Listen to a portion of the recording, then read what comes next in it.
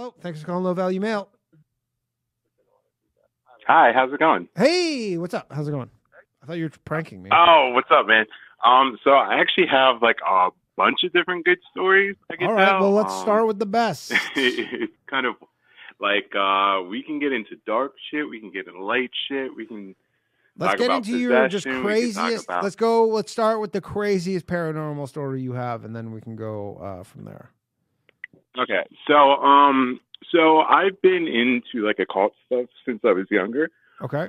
Had a near death experience when I was 17, so it kind of put me into like this weird world of shit. What was your near death So that's experience?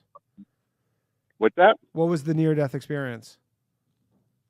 So I got in a car accident. I left my body, and then I had an entire life review where I saw it was like a slideshow of my entire life, going super rapid. Essentially, that's people's life flashing before their eyes.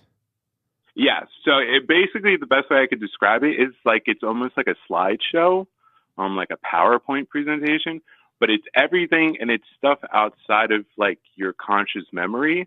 Okay. So there was like weird shit from when I was a kid, of and like playing at certain once you come to and you get back to health, do you remember those things?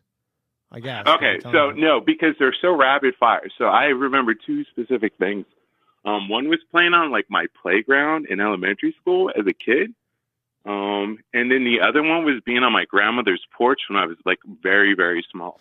And are these third person like viewpoints of these memories? Like, no, you see them first yourself? person. Like you see them from your point of view. Gotcha. Okay. But it's not stuff like you can consciously remember. So that's when, from there on, that shit got really fucked up. So one night I was walking home from a football game with my friend, and we had to walk through a cemetery, and we see this like tall black silhouette standing on this bridge that we have to cross. And it was really weird. We just thought maybe somebody was walking their dog or something. But as we walked towards it, it wasn't moving, and it was just completely still. And then so we thought maybe it was like a shadow or something. And then we got closer and closer to it, and it still just didn't move. It was just standing in the middle of the bridge we had to go across. And we got like within maybe 25 feet of it, and it just never fucking moved.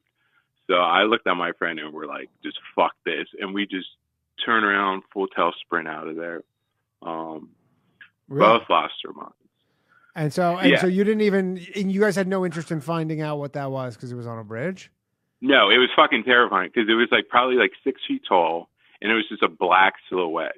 In the is woods it possible it was just a person? No, because it was just pure blackness. Like we were in dark woods, and this was darker than the woods we were in. Oh, okay. Yeah, so, I see what you mean. So that was okay. So that was a weird one. Then I also have a weird one where two of my friends were with a girl one night when they were in, I think, junior high school, and so they had one of the girls in the group's mom was into witchcraft. So all the girls loved like hanging out over there. Yeah. So all these girls had like a sleepover one night, and it was like in the middle of the winter. And then so in the middle of the night, they went to a local cemetery to do necromancy, which is like channeling spirits of like dead people out of graves. Yeah. So they find this grave of a kid in the cemetery. And then they all kind of go around it and they start like doing just weird shit. And all of a sudden, in the middle of this girl just drops, like just passes out completely unconscious. And mind you, I had two friends who were there who both told me the same story of this girl. So she passed out and she wouldn't wake up in the middle of a cemetery at night. In a cemetery when it was snowing. So the girl passes out and she doesn't wake up. And they're like, what the fuck is going on? So then they had to pick this girl up, carry her back home. And then they said she woke up like a couple hours later, Like she was out for a while. Yeah. And then both these girls said her personality did a complete 180 immediately after this happened. Like for good? And basically all the girls in that group stopped talking to her because they were like so freaked out like how she turned out. And like was it like was really she hardcore. how do you know how she was weird? Like is her Yeah. I actually met this girl before, and she was really kind of like gothy, but she had this really empty vibe to her. Okay. So like when you would talk to her, there was like a certain deadness to her where like it was really odd. Like it was almost like everything was on a delay with her. Right. And they're saying that she was she not was like she that got really before? bad into like what's that? And they were saying she was not like that before? Yeah, they said she was like a prissy, like do-gooder, like ass kisser, like really? That's how she was. And then she became like this goth, like heroin addict, like super self-destructive, dating like the shittiest of guys. Like just did a complete 180 in a night. So that's one. So yeah, I had one experience one time. I was in a grocery store and there was a guy standing next to me, and this happened at like maybe 2 or 3 in the afternoon. So there's a guy standing next to me, and I look over him, and he looks really kind of weird. Like he's wearing weird shit. Like he was wearing like a denim suit, and he had some kind of weird hat on. And I was like, what the fuck is this guy doing? And so I didn't really pay like attention to him or anything. But I turned around and I look at him, and at one point I see him, and he makes eye contact at me, and then he winks at me, and then if I feel something like energetically like go through my body, like it was really, really intense, and then it felt like somebody grabbed the back of my head and just like forced it like towards the ground. Okay. Yeah. And then the weirdest thing is so in like mind you, while this is happening, there's like this energetic, I don't know how you want to describe, just very heavy energy. I wouldn't say it was bad or good. It was just really heavy. And when I looked up, he was just completely gone. And this was in a grocery store? This was in a grocery store, but the weird thing about this grocery store, it was in a very like occulty town. What's in a culty town? Okay, so there's like a lot of witches. It has like a history. It has like a connection to like the Revolutionary War. What's the town? There's like a lot of. What's that? Can you tell us what the town is? It's outside of Philadelphia, actually. Okay. So it's in a very weird area. It's kind of like around Phoenixville. I don't know if you ever. No, I don't know. If you know where that is. Yeah. But it's a weird area. Like they have crystals on the grocery store checkouts. It's just it's kind of like Sedona. If you've ever been there, it's like. Yeah, and like every year they burn a giant effigy of a phoenix. Okay. So which is kind of cool. It's actually kind of cool. It's way cooler than most town festivals. Yeah. So you said you're into the occult. What is that? Yeah. What does that mean? Like, or not that. What does that mean? But like, what do you do? Or like, you're interested in it just like as a hobbyist, or you actually do shit? No, I'm not really into like witchcraft and stuff like that. I tend to see a lot of that as actually like kind of magical thinking and like stuff that can kind of be rationalized out with like psychology.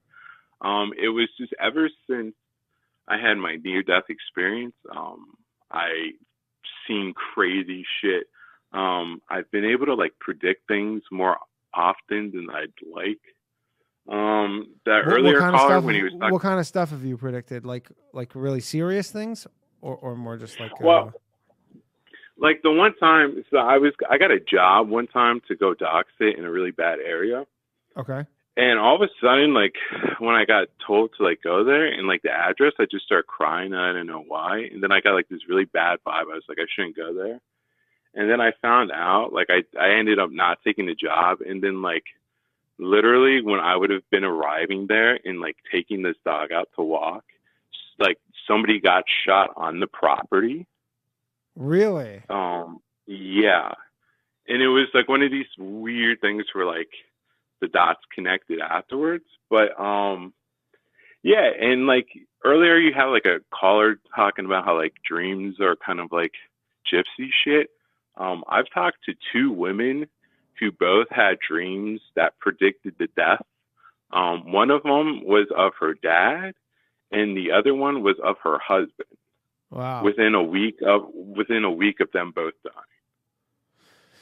Crazy. And they were they weren't like hippy dippy types at all. Yeah. One was like an older black woman, and one was like a middle aged white woman.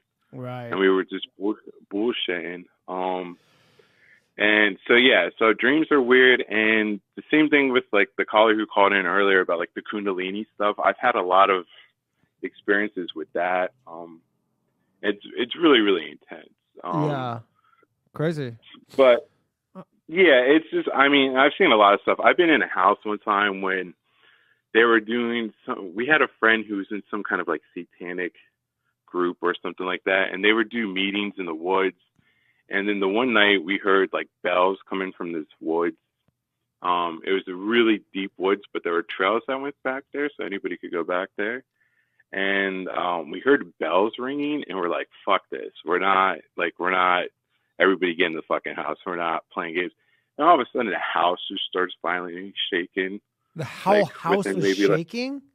The house was shaking so bad that, like, the blinds, there were, like, blinds in the window, and they were, like, going outside to, like, inside the house. Interesting. And we don't live in an area where there's, like, earthquakes. Yeah, anything like that. So, and it wasn't winds, because there were no winds at all. Interesting. I mean, the more I do shows like this, I will say, the more I probably do believe that there must be something, just because it's just, like, obviously people have cognitive, there's cognitive biases where maybe if you're looking for these things, then maybe these things you'll start confirming them with like random stuff that's not. But it seems just like I think it's the third paranormal show we've done ever for the show, and it's like it's hard to believe that there's just nothing. Yeah, and I don't know if you ever heard of shared death experiences, but they're really interesting. Where somebody will die in a room, and then somebody else will have like some very weird experience of like tapping into that person's death. Yeah. I've not, really, but you know what? We're going to fire that up in the after show. We got a few things, and I'm going to put that shared death experience because I've never heard of that.